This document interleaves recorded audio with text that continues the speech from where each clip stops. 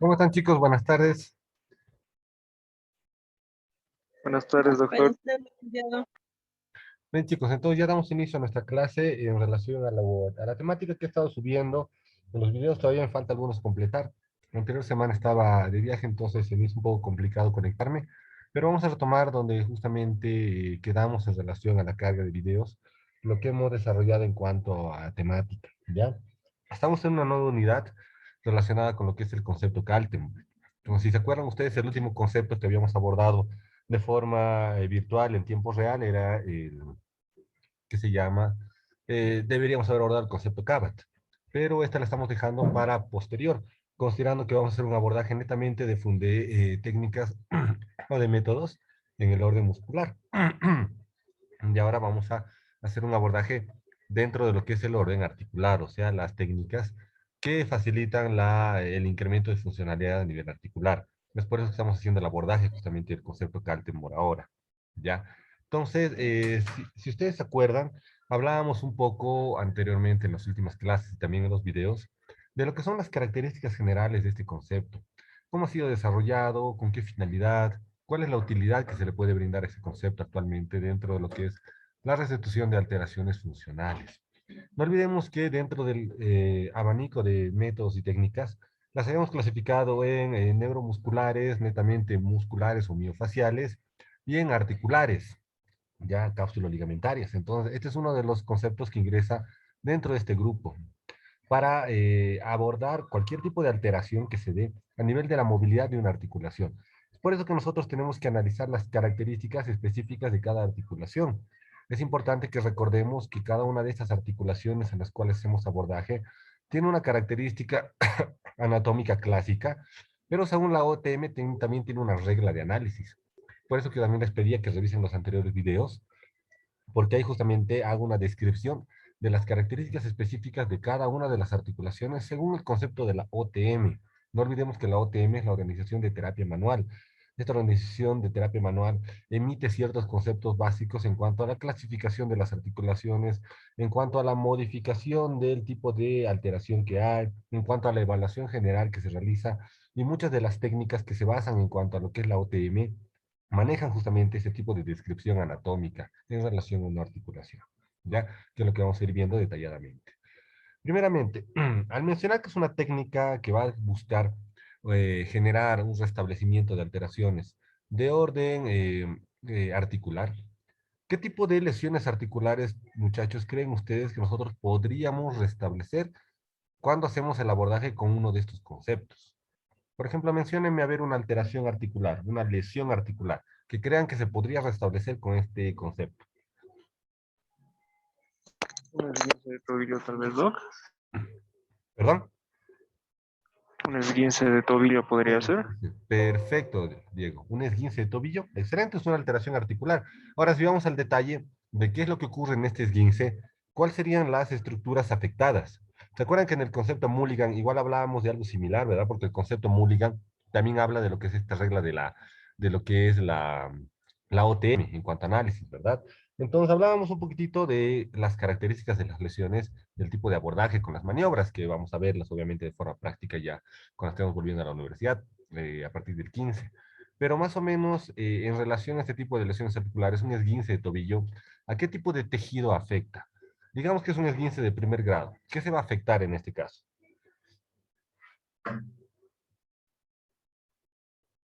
Tal vez ligamentos, Doc. Muy bien, ligamentos. En este caso, ¿alguien recuerda qué ligamento en particular es el que tiene más prevalencia de afectarse?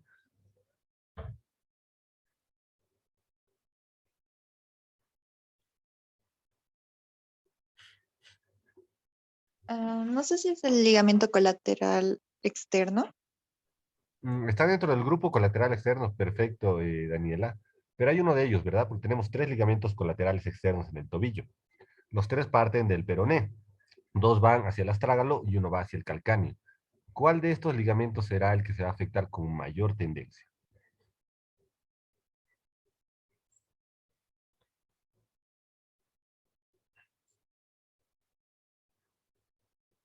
Por el movimiento deliberado, el ligamento peroneo astragalino medio o peroneo astragalino inferior, como le llaman algunos autores, es el que se afecta con mayor prevalencia, porque este ligamento es el que brinda mayor soporte lateral a la articulación. Cuando hay una supinación brusca, como se da en el mecanismo de lesión de un esguince, es este ligamento el que sufre mayor distensión. Si es un esguince de primer grado, pues, ¿cuál va a ser el daño que va a recibir este ligamento? Va a ser una distensión, ¿verdad?, de sus fibras, sin ruptura de por medio. Eso quiere decir que la persona va a tener dolor, dificultad para realizar el movimiento. ¿Qué tendríamos que hacer nosotros para que la persona recupere la movilidad? Uno, obviamente, desinflamar, ¿verdad? El ligamento que ha quedado afectado, porque hay un foco inflamatorio en la inserción y origen del ligamento que queda afectado. Entonces tenemos que nosotros restablecer eso. Va a haber también inflamación alrededor porque ciertos tejidos blandos que están cercanos a la zona, también van a generar acúmulos de fluidos por la inflamación que se genera en la zona. ¿Hacia qué movimientos va a tener dificultad el paciente para realizar justamente el cambio de dirección del tobillo?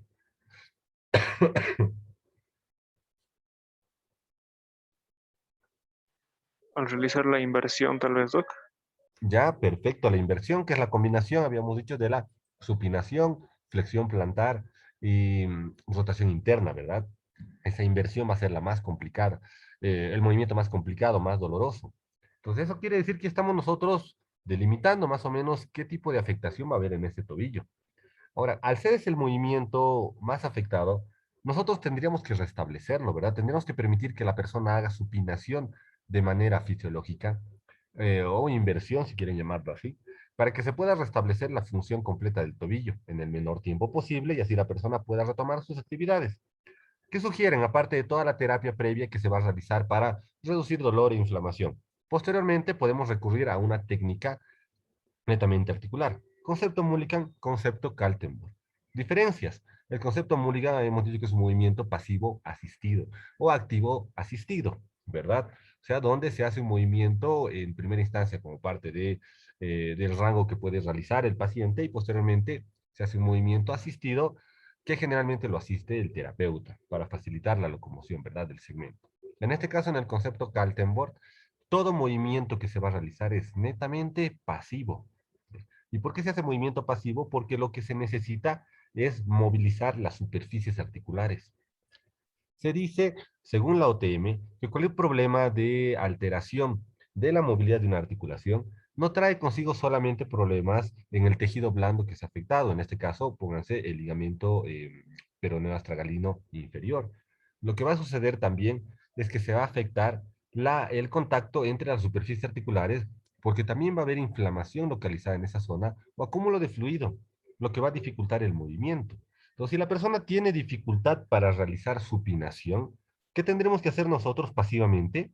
Movilizar las superficies articulares.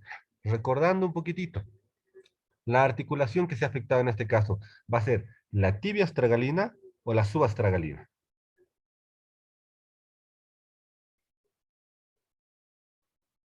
La subastragalina, doc. Excelente, la subastragalina. Y la subastragalina tiene los movimientos de rotación interna y movimientos de supinación, justamente, ¿verdad? Y en este caso, como la supinación es la que está más afectada, pues nosotros tenemos que hacer el movimiento articular pasivo. ¿Qué movimientos articulares pasivos o movimientos intraarticulares tiene la subastragalina?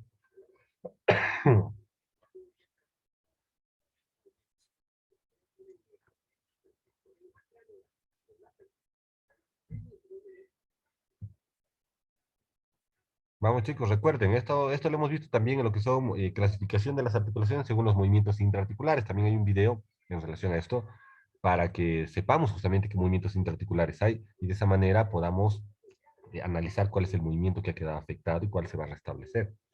Entonces ese movimiento intraarticular que tiene la subastragalina, ¿cuál sería? ¿O cuáles serían? ¿Qué tipo de articulación es la subastragalina? ¿Se acuerdan?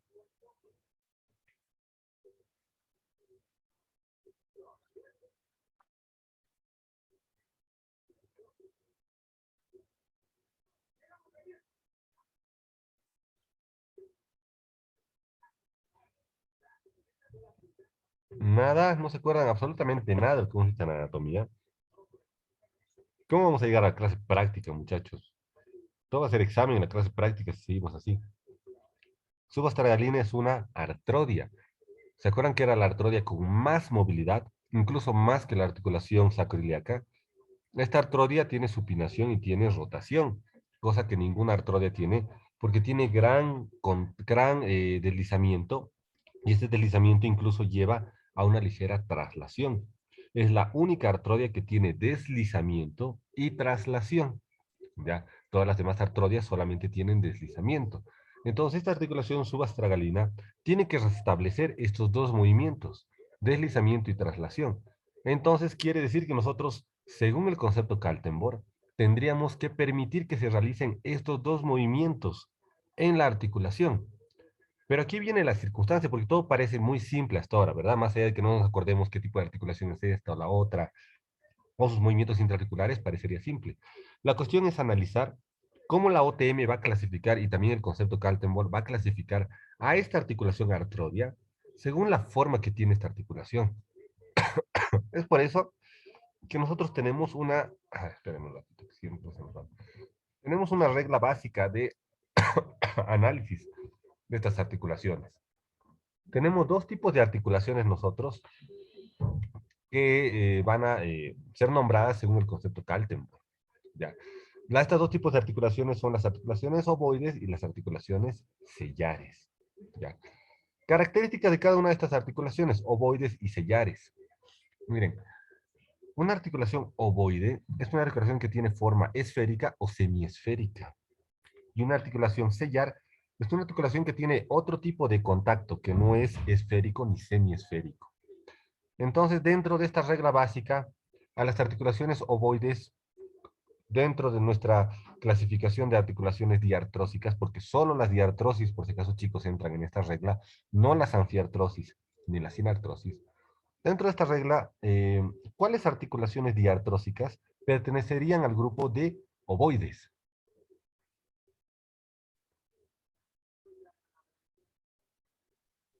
La articulación numeral, doctor. Ya, la glé numeral perfecto como ejemplo está bien, pero no se olviden, dentro de la clasificación de diartrosis tenemos 6 tipos de diartrosis, ¿verdad? La glé numeral perfecto, pero ese ya sería un ejemplo, no sería un tipo de articulación diartrosis. ¿A qué me refiero con el Las, tipo? En las artrosis, Doc. enartróficas. Enartrosis, excelente. Una enartrosis sería ovoide. Aparte de una enartrosis, ¿qué más sería ovoide? La troclear, Doc, sería. La troclear. No tanto la troclear, no tanto la troclear. Algunas trocleares podrían ser, la OTM da lugar a eso en algunos casos, pero hay otra que es semiesférica. La trocoide, Doc. La trocoide cilíndrica. ¿Cuál es la semiesférica? Forma de media luna. Con 4 La movimientos. silla de montar, Doc. Las condilias. ¿Ya? Las condilias son semiesféricas, no son completamente redondeadas, son parcialmente redondeadas. Entonces, en este caso, entran en el grupo de articulaciones ovoides. Bien, entonces en este caso tenemos dos ovoides, dos tipos de ovoides que van a ser las enartrosis y las condilias. Y luego tenemos los otros tipos de articulaciones denominados como articulaciones sellares. Las articulaciones sellares son las que van a tener un contacto no esférico entre sus superficies articulares. ¿Ya? Y dentro de ese contacto no esférico se excluye a las artrodias porque tienen un contacto plano. No entran prácticamente en este grupo, a menos que sea una articulación como es la subastragalina, que ya en el debido tiempo se los voy a explicar. Entonces, dentro de las sellares, ¿cuáles otras diartrosis estarían?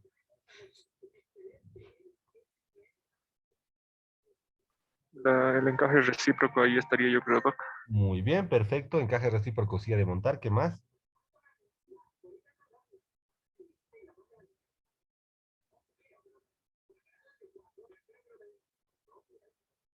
Ahí Aquí sí sí entraría entraría la la troclear. trocoide, Doc. Perdón, nuevamente. Que ahí sí entraría la trocoide, Doc. Ya, ahí entra la torcoide, muy bien. Y nos faltaría una más. La troclear, la última que falta, creo, Doc. La troclear, excelente. Entonces, esas son los 3 tipos de articulaciones que se van a denominar como sellares. Pero ahora hay otra descripción.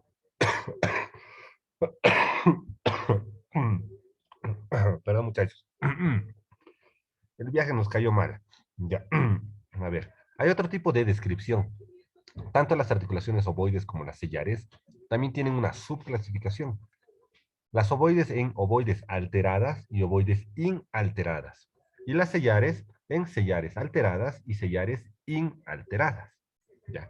Esos son los 2 tipos de articulaciones de este grupo que se denomina justamente la regla de clasificación de la OTM. Ahora, ¿eso qué quiere decir? Una articulación, por ejemplo, partiendo de lo que son las ovoides primeramente. Una ovoide inalterada es que no tiene alteración, que es una ovoide perfecta. ¿Ya? Y esa ovoide perfecta solamente va a ser la articulación esférica. ¿Cuál sería?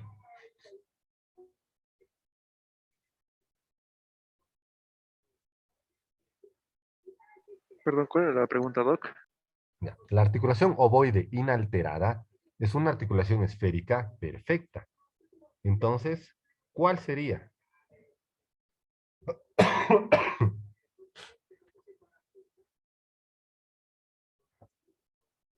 La enartrosis, Doc. La enartrosis. Excelente. Ahora, dentro de lo que son las ovoides alteradas, van a estar las articulaciones semiesféricas, no las esféricas perfectas. Entonces, ¿cuál sería? La condilia sería en este caso, Doc. La condilia. Excelente. Entonces ya tenemos a los 2 tipos de articulaciones ovoides. Ahora, yéndonos al ejemplo de la anatomía, ya como tal. Díganme una articulación de toda la anatomía que llegaría a ser ovoide alterada y otra que sería ovoide inalterada.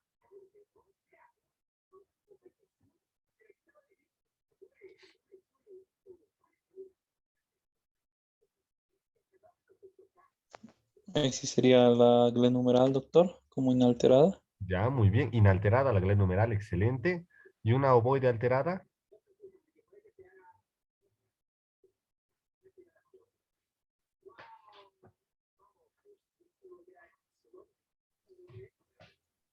Puede ser la articulación femorotibial.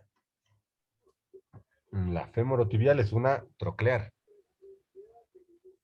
Y la ovoide alterada es una condilia. Entonces, ¿qué articulaciones condilias tenemos? La articulación del codo. La del codo también es troclear. Vamos, ¿dónde están las articulaciones condilias? Tenemos varias condilias. En las falanges, Doc. Ya, ¿falanges con qué? Con el metacarpo, con los huesos del metacarpo. Entonces serían las metacarpofalángicas, ¿verdad? Que son condilias. Entonces, ya, en este caso, estas articulaciones serían ovoides alteradas. Entonces, ya se entiende la relación, ¿verdad? Una ovoide alterada es una que no es una esférica pura. Entonces sería una condilia. Una ovoide inalterada es una esférica pura. Sería una enartrosis. Ejemplo de enartrosis, glenomeral, que llegaría a ser ovoide inalterada. Ejemplo de condilia, la articulación radiocarpiana, la metacarpofalángica, la temporomandibular, ¿ya? Que son articulaciones condilias, que llegarían a ser articulaciones ovoides alteradas dentro de la clasificación de Mulligan en la OTM. Bien, de McConnell, perdón, en la OTM. Ya, entonces, eso se entiende, ¿verdad? En relación a las articulaciones ovoides.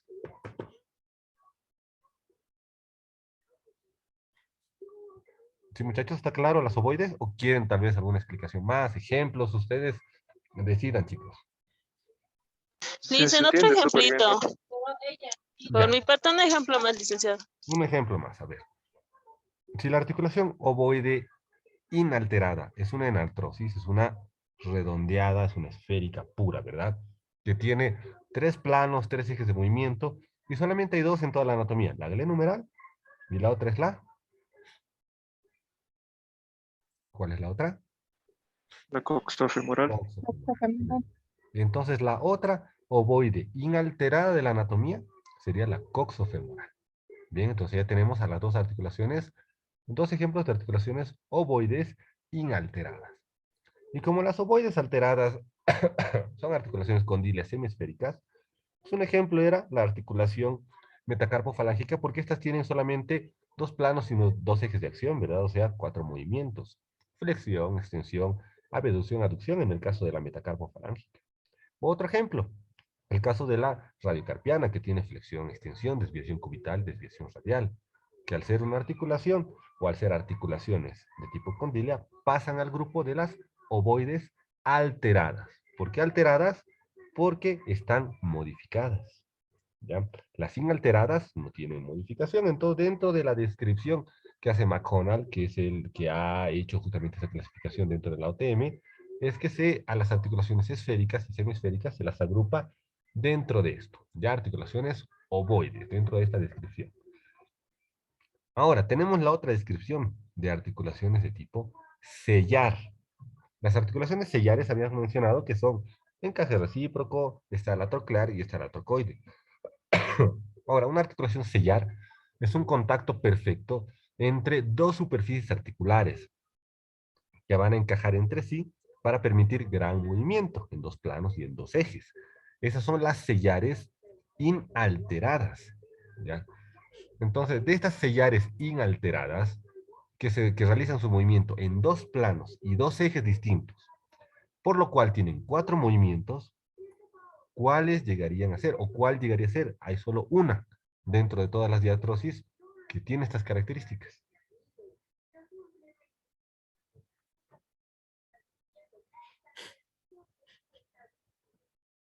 Vamos, vamos, vamos, pensando.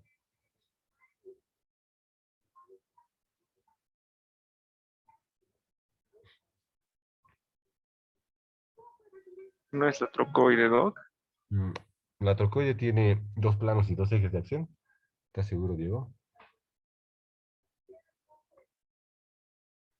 Dos planos y dos ejes nos referimos a que sus movimientos por cada plano son dos, ¿verdad? En un plano se dan dos movimientos, en otro plano dos. Por eso estamos mencionando que estas sellares inalteradas tienen movimientos en dos planos y dos ejes, o sea, cuatro movimientos. Ya no podemos nombrar a las ovoides porque estas pertenecen a otro grupo. Entonces, ¿cuál de todas estas articulaciones dentro de las diartrosis nos queda que tengan dos movimientos, dos planos, mejor dicho, y dos ejes de movimiento?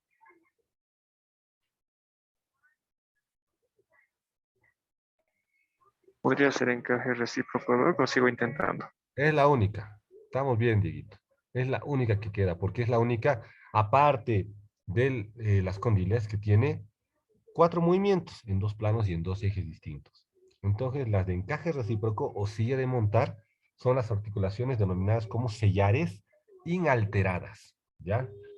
Eso, por favor, recuerden, sellares inalteradas, las de encaje recíproco. Y luego vienen las otras articulaciones, las sellares alteradas. Estas sellares alteradas solamente tienen movimientos en un plano y en un eje. ¿Cuáles nos quedan?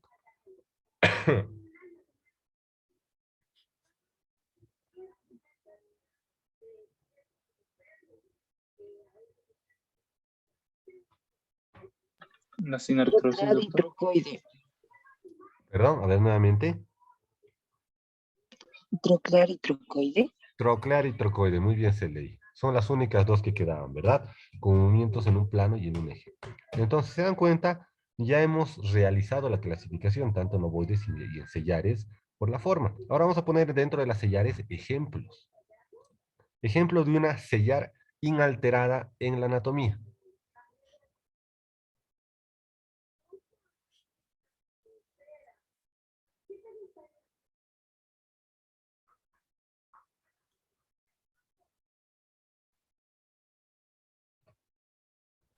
La articulación radiocubital, puede ser, ¿no? La radiocubital, sellar inalterada, ¿seguro? Esa podría ser una sellar alterada, tal vez, porque es trocoide. Sellar inalterada tendría que ser encaje recíproco. ¿Cuál? La metacarpofalángica, pero del dedo pulgar, Doc. Perfecto, metacarpo falángica del primer dedo. Esa sería una perfecta sellar inalterada. ¿Algún otro ejemplo más?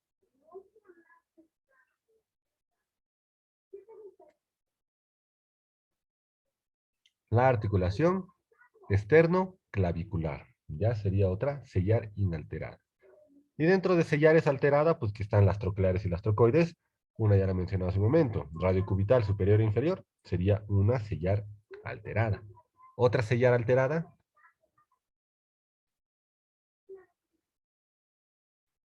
Femorotibial, Doc. Muy bien.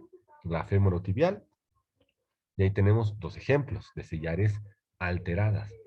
Entonces, para nosotros, dentro de la descripción que estamos realizando, en cuanto a la clasificación de las articulaciones, esto es lo más importante que tenemos que aprender.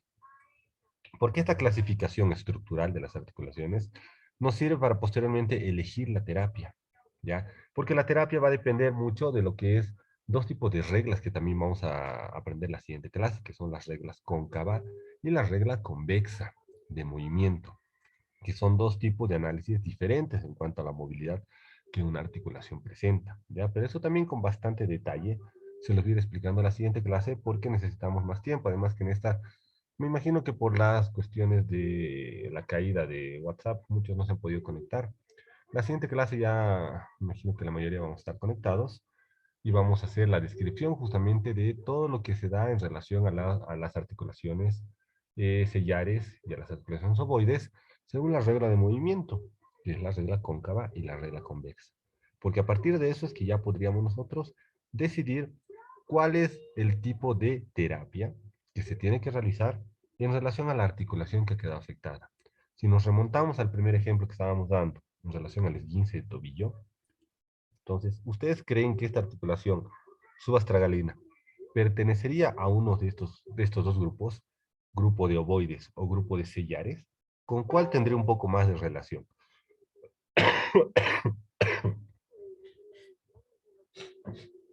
De las sellares, yo creo, Doc. Con las sellares, menciona Diego. A ver, las sellares la única que tiene 4 movimientos es la de encaje recíproco, ¿verdad?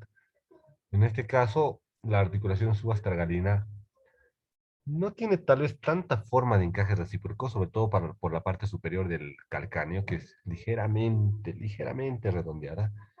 Parece un poquitito más una articulación de tipo condilia. Parecería, ¿no? O sea, por las características que tiene. Entonces, tal vez llegaría a ser, según la OTM, podría entrar dentro del grupo de ovoides alteradas, ¿ya? Entonces, por esa razón es que se puede hacer algún tipo de tratamiento parecido a lo que se hace con una sillar alterada para la articulación subastragalina. Justamente el ejemplo que dio Dieguito al principio del esguince de tobillo es uno de los casos más complejos de abordar según el concepto Kaltenborg, porque justamente hay muchas controversias en relación a la forma de esta articulación. Mucho más sencillo con cualquier otra articulación, pero justamente con la articulación subastragalina entra la complejidad porque esta articulación tiene doble descripción en cuanto a sus características dentro de las reglas de la OTM, ¿ya? Pero eso lo vamos a ir viendo igual conforme vayamos avanzando, no quiero complicarlos ahora porque primero antes de eso tenemos que aprender justamente lo que es la regla cóncava y la regla convexa de movimiento. Pero para tampoco perjudicar a los compañeros que no han podido conectarse el día de hoy, ya que es importante siempre hacer una clase interactiva, lo vamos a dejar para la siguiente clase. Sumado a este video que estamos grabando ahora, también voy a subir otro material extra donde se haga referencia nuevamente a lo que estamos viendo ahora, esta descripción de sellares, de ovoides y un poco de lo que es la regla cóncava y convexa para que lo vean anticipadamente y ya con un poco más de información en la siguiente clase lo abordemos. También voy a subir un artículo que les va a servir para justamente complementar esta descripción dentro de lo que es el concepto Calte. Bien, ¿tienen alguna duda o pregunta, muchachos? Sí, doctor, yo tenía una consulta.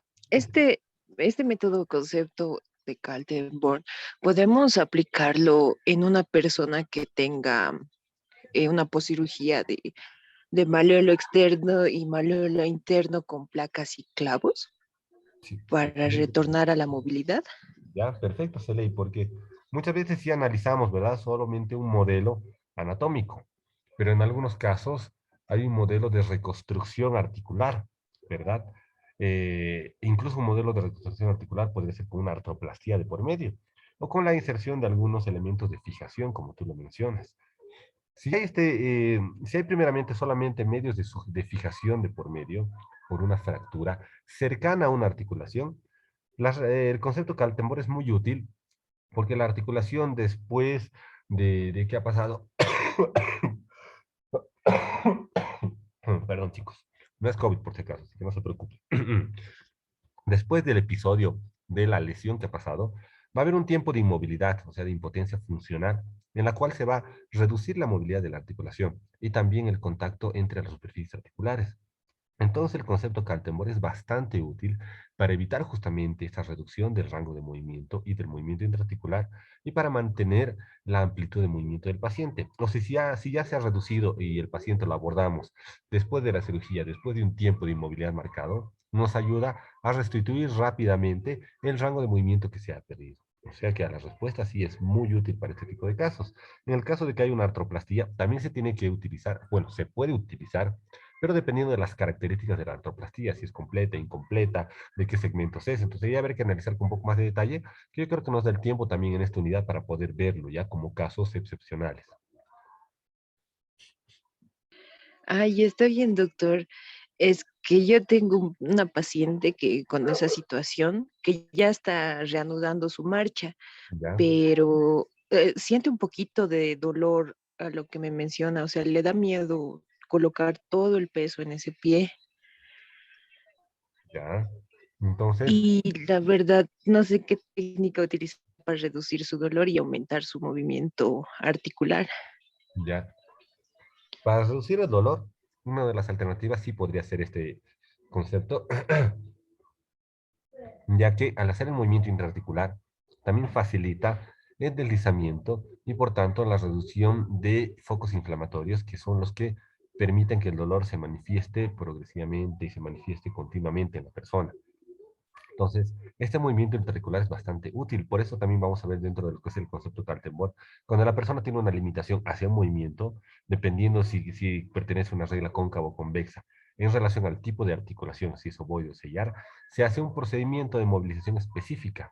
¿Ya? Y esa movilización ayuda inmediatamente después, incluso no después de muchas sesiones, en algunos casos ayuda inmediatamente después de la sesión a restablecer parte del movimiento que se puede cuantificar de forma goniométrica. Entonces, para el caso de tu paciente podría ser útil. Obviamente hay que analizar otros criterios más, ¿verdad? Hay que verificar la fuerza muscular de la zona, cuánto de rango de movimiento se ha reducido, ¿ya? ¿Cuál es el movimiento intraarticular que está persistente, que se está limitándose en cuanto al deslizamiento entre superficies articulares? Habría que verificar si los elementos de fijación, como es en el caso de muchas personas, está generando tal vez algún tipo de adaptación en el tejido blando y que por eso tal vez todavía hay dolor de por medio. Entonces, dependiendo de todos esos factores, se podría decidir o utilizar el concepto Kaltenborn acompañado de otros recursos terapéuticos más, o tal vez directamente no concepto Kaltenborn y otros recursos de por medio. ¿Ya? Está bien, doctor. Muchas gracias. Muy bien, Cele. ¿Alguna consulta más, muchachos, antes de terminar?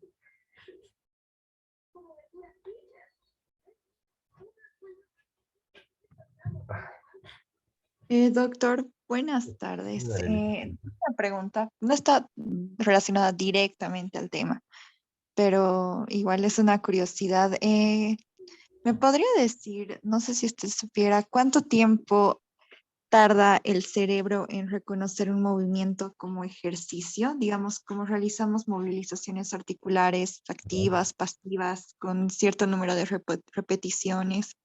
¿En Ya. cuánto tiempo el cerebro las reconoce como ejercicio? Ya, muy bien. La pregunta adecuada tal vez sería, Danielita, ¿en cuánto tiempo el cerebro mecaniza, automatiza el movimiento para almacenar la forma de un engrama y de esa manera se puede ejecutar ya como un movimiento que tiene una técnica apropiada de ejecución? Entonces, en ese caso va a depender mucho, obviamente, de la secuencia de la articulación. A ver, ¿qué dice Diego? Prometemos que no es nuestra tarea. Ah, ya, no es su tarea. Bueno, no, nada de problema. Igual ellos se los saben que para explicarles lo que sea, a mí me encanta hacer la explicación de cualquier pregunta, ¿verdad? Entonces, en este caso, la automatización del cerebro depende del número de repeticiones, no del tiempo. Mientras más repeticiones haga la persona, más rápidamente se automatiza el movimiento. Pero tiene que ser un movimiento bastante detallado y específico. Si es un movimiento grande que involucra muchos segmentos articulares y muchos grupos musculares, pues demora mucho más tiempo. En cuestión de repeticiones se dice que a la quinta repetición ya el cerebro puede llegar a automatizarse, es un movimiento simple, pero si es un movimiento complejo necesitaríamos por encima de 100 repeticiones diferentes, pero que se realicen con la misma técnica como tal. Entonces va a depender mucho, como les digo, del tipo de movimiento que se realice. Ahora, el cerebro también va a tener facilidad para poder automatizar el movimiento, si hay ciertas circunstancias de por medio, como por ejemplo la concentración, la visualización ya del ejercicio, porque si solamente el terapeuta lo realiza, el paciente no sabe qué se está realizando, no se le explica, entonces se demora un poco más en la automatización. Entonces, cuando todos los factores entran de por medio, es a las pocas repeticiones que ya el cerebro llega a automatizar el movimiento y lo puede ejecutar con una técnica idéntica a la del movimiento pasivo que se realizaba en un principio. Está bien, doctor, muchísimas gracias. Muy bien, Danielita. Bien, tenemos un minuto más, muchachos. ¿Alguna consulta más? Sí, doc, Diego le habla con respecto a la pregunta de Daniela. ¿Tiene que ver también esto con la memoria muscular? Una vez usted nos habló sobre la memoria muscular y eso influye en que este movimiento llegue al cerebro. Ya. A ver, tal vez se nos corte porque la respuesta es un poco larguita. Entonces, si se nos corta, les vuelvo a dar enlace y los que quieran se pueden volver a conectar para escuchar la respuesta. Ya, porque sí voy a necesitar un poquito de tiempo, tal vez unos 3 a 4 minutos para explicarles esto de la memoria muscular. Entonces, ya se está terminando, estamos en segundos. Voy a cortar, finalizar esta reunión y les vuelvo a enviar invitación y los que quieran, mediante Danielita, o sea que ya les estoy enviando por Telegram, se vuelven a conectar. ¿Ya? Está bien, doctor.